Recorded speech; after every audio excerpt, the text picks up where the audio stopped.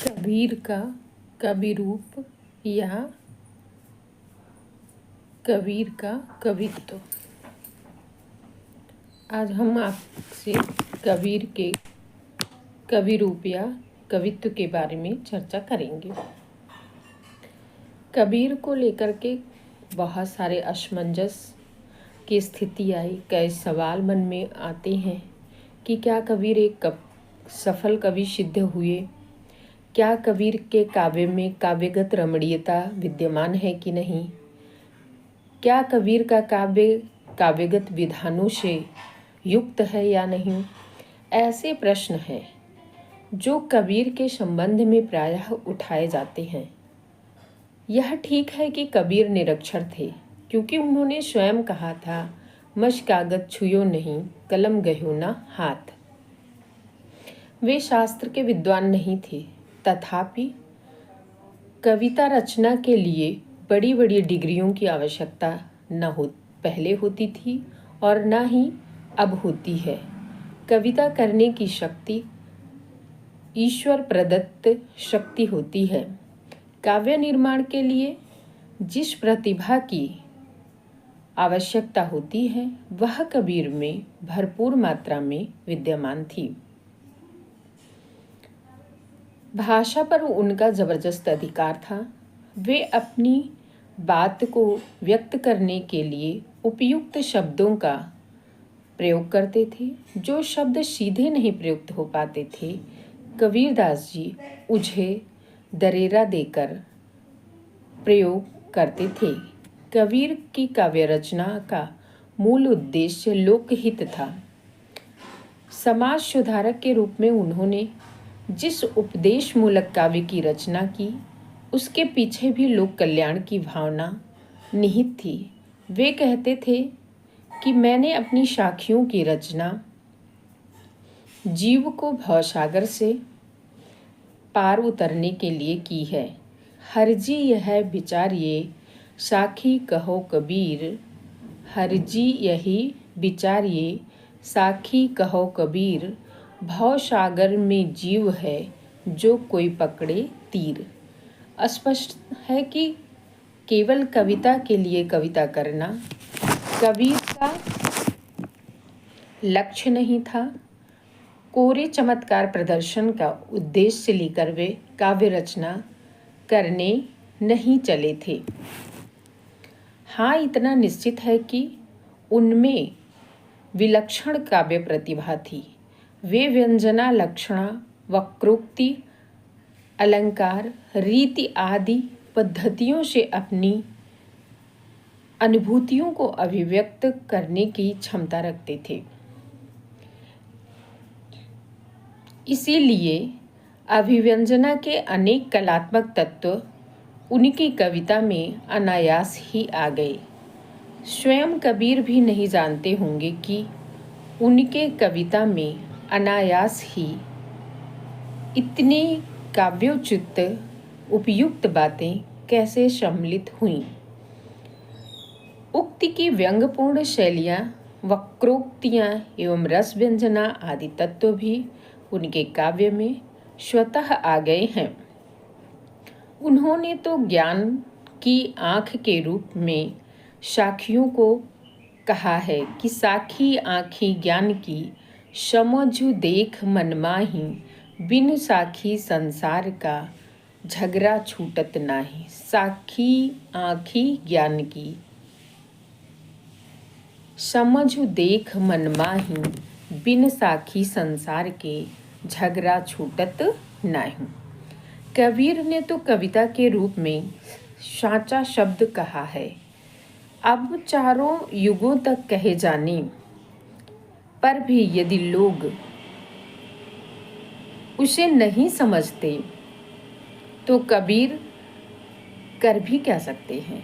यह तो हृदय में विचार और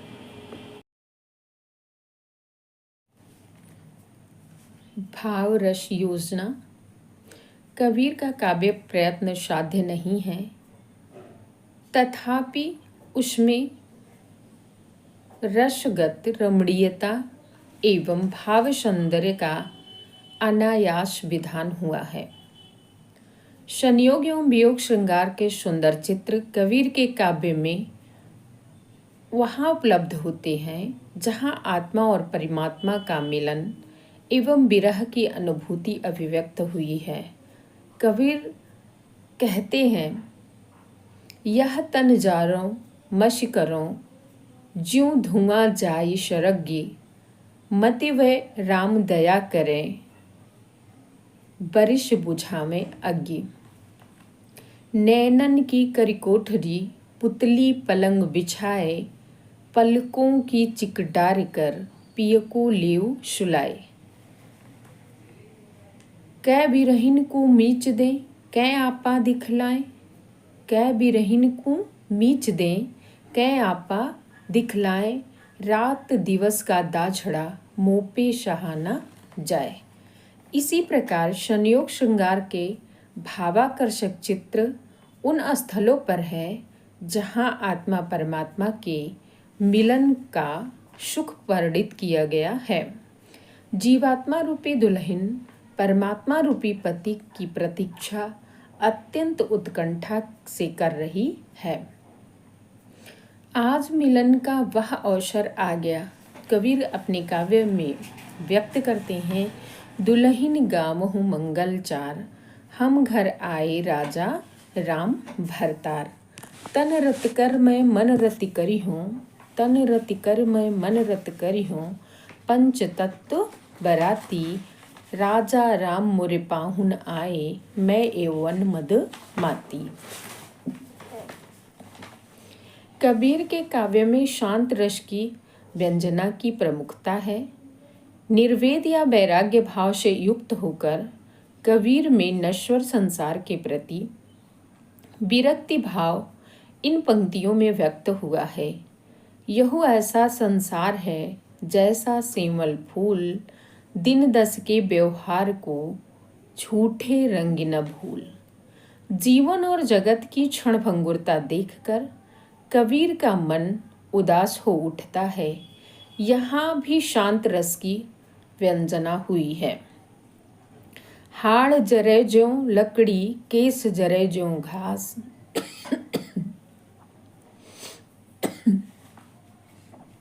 हाड़ जरे ज्यों लकड़ी, केस जरे ज्यों घास, सब जग जलता देखकर भया कबीर उदास। अलंकारगत रमणीयता। कबीर को भले ही अलंकार शास्त्र की जानकारी नहीं थी, अच्छा खासा ज्ञान नहीं था, किंतु उनके काव्य में अलंकारों की छटा विद्यमान थी। कबीर का लक्ष्य कविता करना नहीं था, वे सच्चे साधक एवं भक्त थे। अपनी अनुभूतियों को अभिव्यक्त करने के लिए उन्होंने कविता का सहारा भर लिया, किंतु इसका तात्पर्य यह नहीं समझना चाहिए कि उनकी कविता में काव्य तत्व नहीं है। अपनी अनुभूतियों को अभिव्यक्त करने के लिए उन्होंने अलंकारों का सहज उपयोग किया है। कबीर के काव्य में उपलब्ध कुछ अलंकार इस प्रकार हैं। कबीरा घोड़ा प्रेम का चेतन चढ़ अश्वार, कबीरा घोड़ा प्रेम का चेतन चढ़ अश्वार, ज्ञान खड्ग गही काल सिर, भली मचाई मार। पानी केरा बुदबुदा, पानी केरा बुदबुदा, मानस तेरी जात, देखत ही छिप जाएगा, तू प्यारा तारा प्रभात। प्रतीक विधान भी उनके काव्य में देखने को मिलते हैं। प्रतीक के द्वारा अदृश्य को दृश्य, अप्रस्तुत को प्रस्तुत बनाकर काव्य में लाया जाता है। कबीर की आध्यात्मिक अनुभूतियाँ गुह्य हैं, यानी कि उसमें रहस्यात्मक भाव छुपा हुआ है, जिन्हें बोधगम्य बनाने के लिए प्रतीकों का सहारा लेना पड़ता है।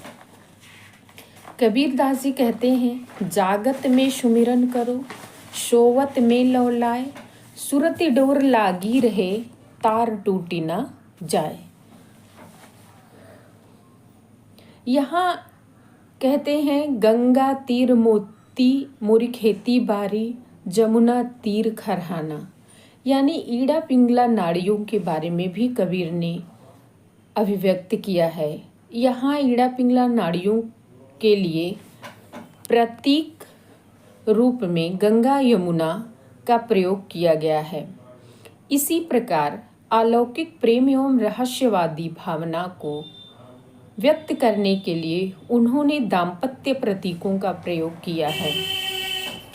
काहिर नलनी तू कुम्हिलानी, तेरे ही नाल शरोरूह पानी, ना तल तपत न आ ऊपर आग, तोर हेतु कह काशिन लाग। आकाशे औधा कुआं पाताले पनिहार, आकाशे औधा कुआं पाताले पनिहार, जाका पानी कोई हंसा पीवे, बिरला आदि विचार। छंद विधान। कबीर ने शाखी शब्द रामायणी की रचना अपने प्रसिद्ध ग्रंथ बीजक में प्रस्तुत किया है। शाखियाँ दोहा छंद में, रामायणी कुछ चौपाइयों में, चौपाइयों के बाद एक दोहा। कबीर को छंद शास्त्र की भी जानकारी नहीं थी, इसलिए दोहे जैसे छंद में मात्राएं कहीं तो कम हैं या कहीं अधिक हैं। कबीर कविता को गेय बनाना चाहते थे, जिससे वह लोगों को जबान पर रट जाए, जबान पे लोगों की चढ़ सके। भाषा सौंदर्य। कबीर की भाषा मुख्य रूप से ब्रज, अवधी एवं खड़ी बोली का मिश्रण है, जिसमें कहीं भी भोजपुरी, पंजाबी एवं राजस्थानी भाषा के भी शब्द देखने को मिलते हैं। आचार्य रामचंद्र शुक्ल के अनुसार कबीर की भाषा का निर्धारण करना टेढ़ी खीर है, क्योंकि कबीर अपने जीवन में पर्याप्त देशाटन भी किए थे, इसीलिए उनकी भाषा में तरह तरह की भाषाओं का प्रयोग मिलता है। आचार्य हजारी प्रसाद द्विवेदी कबीर भाषा के डिक्टेटर थे। डॉक्टर राम कुमार कबीर का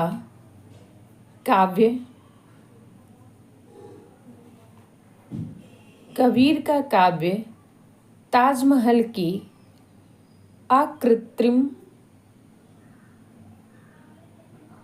कबीर का काव्य ताजमहल की कृत्रिम बनावट नहीं, यह हिमालय की फैली हुई वनस्थली है, जिसमें दर्शकों का मंत्रमुग्ध हो जाता है।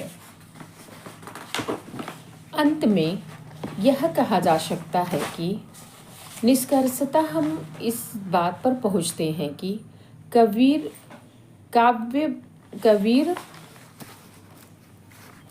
भले ही एक समाज सुधारक और भक्त के रूप में लोकप्रिय रहे हों, किंतु उनकी कविता में काव्य तत्व के उपादान भी प्रभुत मात्रा में मिलते हैं।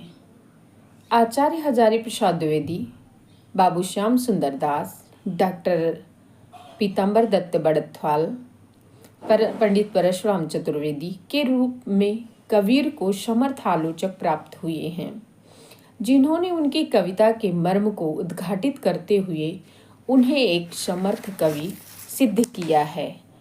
कबीरदास अत्यंत उच्च कोटि के आत्मानुभूति को अभिव्यक्त करने वाले कवि के रूप में हमारे समक्ष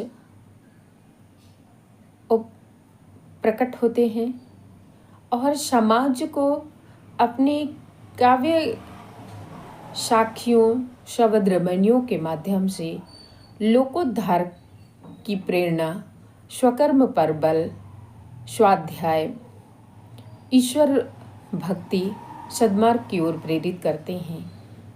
निश्चित रूप से कहा जा सकता है कि कबीर का व्यक्तित्व जितना प्रखर था, कृतित्व भी उनका उतना ही सराहनीय है। धन्यवाद।